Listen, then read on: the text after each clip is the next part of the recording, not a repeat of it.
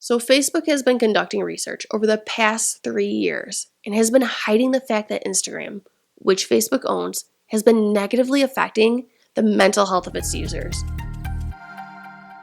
Alright, so what did Facebook find out when they looked into how Instagram affects the mental health of its users? A slide in their own presentation states, teens blame Instagram for increases in the rates of anxiety and depression among teens.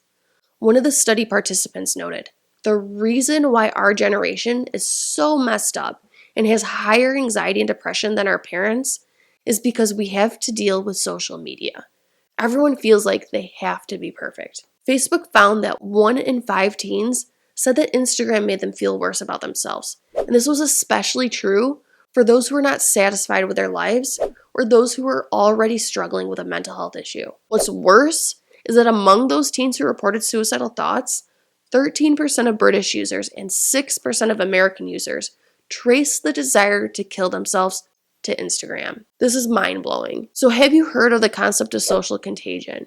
It's basically when emotional states can be transferred from one person to another, and the National Academy of Science put out an article in 2014 that studied this effect. And this was a massive experiment that consisted of nearly 700,000 Facebook users. And what they found was that content in news feeds can have a social contagion effect on its users, basically meaning that emotional states can be transferred from one person to another through social media posts. They found that, quote, when positive experiences were reduced, people produced fewer positive posts and more negative posts.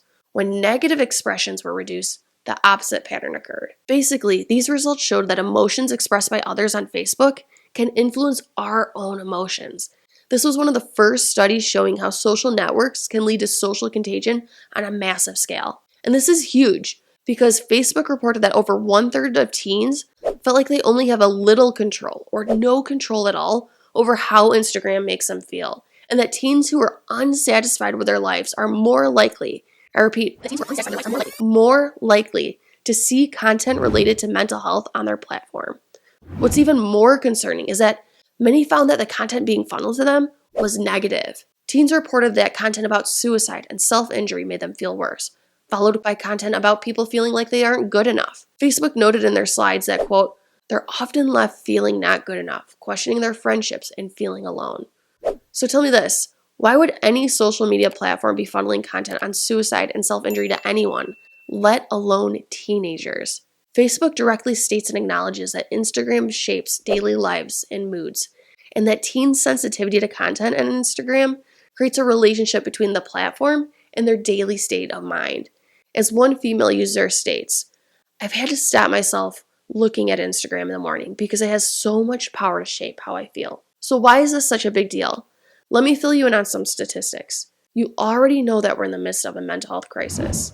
The CDC released data in 2019 that showed that more than 1 in 3 high school students reported persistent feelings of sadness or hopelessness, and that around 1 in 5 students seriously considered suicide. We live in a society where more than 40% of Instagram users are 22 years old and younger, and where about 22 million teens log onto Instagram in the United States each day.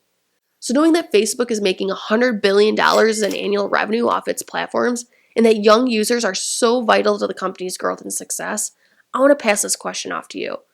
Do social media platforms like Instagram play a role in the mental health crisis? I want you to really consider this question. Do social media platforms like Instagram play a role in the mental health crisis? Let me know your thoughts in the comment section below. Now head on over to the next video and check out how Instagram is affecting your child's body image and self-esteem.